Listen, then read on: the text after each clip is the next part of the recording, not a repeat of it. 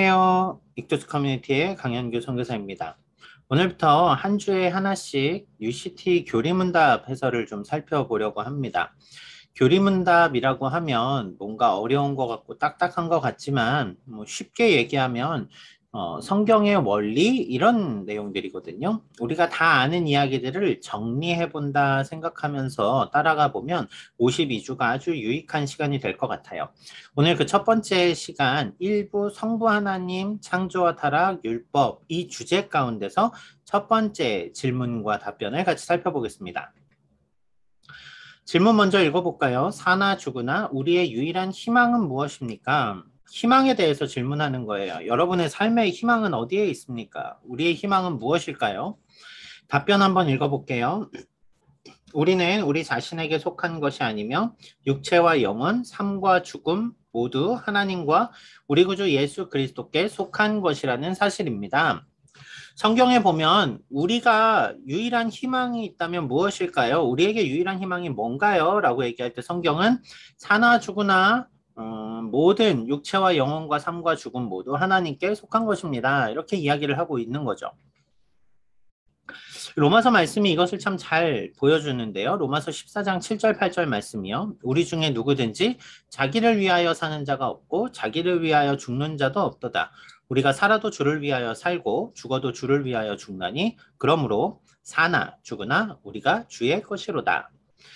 여러분 사나 죽으나 우리가 다 주의 것이로다. 그 말은 우리의 삶과 죽음을 모두 주님께 맞추고 살아야 됩니다. 이런 이야기겠죠. 자, 우리는 실제로 우리의 소망을 우리 자신에게 둡니다. 좀 더 정확히 얘기해 볼까요? 우리는 우리가 바라는 것들을 이루기 위해서 우리의 삶을 살아갑니다. 우리의 이성을 통해서 우리의 계획과 행동을 통제하죠. 이거 열심히 해서 이걸 이뤄낼 거야. 잘해야지. 저거 성공하면 행복할 거야. 이렇게 스스로 뭔가를 이뤄내는 것에 우리는 성취감을 느끼고 그 이뤄내는 결과물이 우리의 희망일 때가 많아요. 그렇죠? 열심히 사는 것 자체는 문제가 아니에요. 하지만 그 내가 원하고 내가 추구하고자 하는 그 의지가 그 희망이 나의 것이 딱 되는 순간 어떻게 되냐면 그 희망이 채워지는 순간 허탈해지고 채워지는 순간 허탈해지고 그렇게 되더라는 이야기예요. 여러분 쉽게 생각해 볼까요? 여러분들이 대학교 가면 행복할 거라고 생각하고 열심히 공부한 거 아닌가요? 고등학교 때 열심히 공부하고 대학을 갔는데 막상 대학에 들어가 보면 한 달이 지나지 않아서 힘들어집니다. 여러 가지 문제들이 드러나요. 직장 들어가면 행복할 것 같아서 스펙을 맞추죠. 직장에 들어갑니다. 직장에 들어가면 첫 월급을 받고 되게 행복하겠죠. 저도 직장 생활을 했었거든요. 직장 생활할 때마다 월급날은 유일한 희망이지만 바로 다음 날부터 다시 고된 삶이 시작됩니다.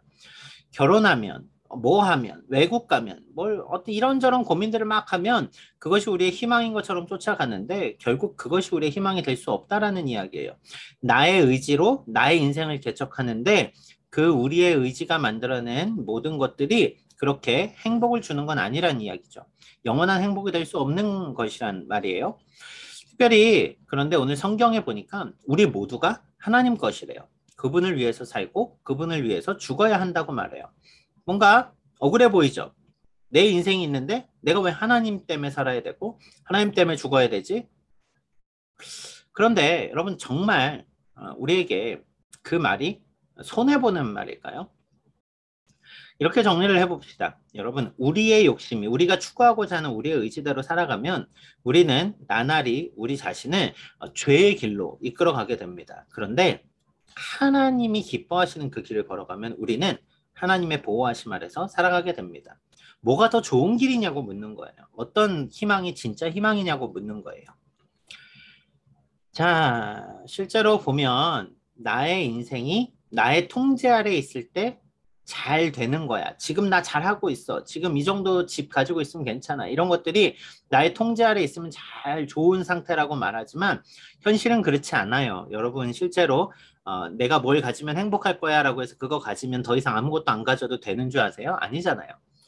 다시 욕망이라는 게 올라온단 말이에요. 그렇게 생을 마감할 때 내 손에 남겨져 있는 게 뭘까요? 여러분이 막 내가 이렇게 열심히 살아야지 하고 달려갔는데 죽을 때 여러분들이 그 만들어 놓은 그 모든 것들이 무슨 소용이 있냐는 거죠. 아, 내가 죽을 때 이만큼 가졌었으니까 행복했다라고 해서 죽을까요? 그러지 않겠죠. 그런데 자기만을 위해 사는 인생을 살아가는 사람들이 있는 이 땅에 예수님이 오십니다. 예수님이 오셔서 무엇을 하시죠? 가난한 자들과 아픈 자들과 함께 하십니다. 예수님이 이 땅에 오신 것도 실은 우리 때문에 오셨거든요. 그런데 예수님이 십자가에 죽으십니다. 왜요? 우리의 죄 때문에 죽으십니다. 예수님이 부활하세요. 왜요? 죽음의 권세를 이긴 승리를 우리에게 주시기 위하여서 부활하십니다. 예수님이 하나님 나라 우편에 계세요. 지금도 우리를 위해 기도하세요. 우리를 위해서 계십니다. 다가올 미래 주님이 다시 오실 그때 우리는 주님을 마주합니다. 주님은 우리를 위해 다시 오십니다. 영원한 하나님의 나라를 위하여서. 우리를 위해 모든 걸 내어주신 분이 우리에게 보여준 그 길, 그게 바로 희망 아닐까요? 하나님이신 예수님이 우리를 위해 사셨다면 우리도 자연스럽게 그분을 위한 삶을 살아가야 되지 않겠냐는 거죠. 예수님이 하신 일을 바로 알면 우리는 은혜를 보게 됩니다.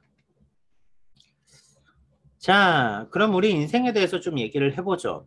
여러분은 오늘 어떤 인생을 살아가고 있습니까? 여러분은 여러분의 희망을 어디에 두고 살아가십니까? 나의 우선순위, 내가 쟁취해야 될 꿈, 나의 목표, 나의 비전 이런 것들입니까? 여러분, 성경은 우리가 사나 죽으나 주를 위해 살라고 말합니다. 그럼 주님을 위해 사는 삶, 그건 나를 버리는 것일까요? 아니요. 나를 위해 가장 나를 위해 모든 걸 다 내어주신 그 사랑을 가진 주님을 위해 살면 우리에게 가장 행복한 삶이 열립니다. 그것은 우리의 인생을 포기하라는 게 아니라 우리를 정말 사랑하는 그분과 함께 우리의 인생을 걸어가라는 이야기예요. 최고의 선택지가 있다면 그걸 선택하지 않겠어요? 그게 바로 하나님이라는 겁니다. 주님이 우리를 먼저 사랑하셨습니다. 그렇게 우리도 주님을 사랑합니다. 여러분 결혼을 할 때 생각해 보세요. 결혼을 하면 여러분 어때요? 내가 저 사람만을 사랑하는 게 억울한가요? 내가 저 사람을 위해 평생을 바치는 게 억울한가요? 아니잖아요. 내가 나를 사랑하는 이 사람과 함께 평생을 살아가는 게 가장 행복하잖아요. 우리의 소망이 거기에 있습니다. 우리의 희망이 거기에 있습니다. 자, 여러분 그래서 이 질문은 이거예요. 사나 죽으나 영원토록 우리의 희망이 있다라면 그 유일한 희망이 뭐죠? 그것은 답을 한번 같이 읽어볼까요? 우리는 우리 자신에게 속한 것이 아니며 육체와 영혼, 삶과 죽음 모두 하나님과 우리 구주 예수 그리스도께 속한 것이라는 사실입니다. 하나님 안에 속한 여러분, 예수님 안에서 구원받은 여러분, 우리의 삶이 주님을 향해 나아가는, 주님의 영광을 위해 살아가는 가장 최고의 삶으로 나아가는 여러분 모두가 되시기를 소원합니다. 감사합니다.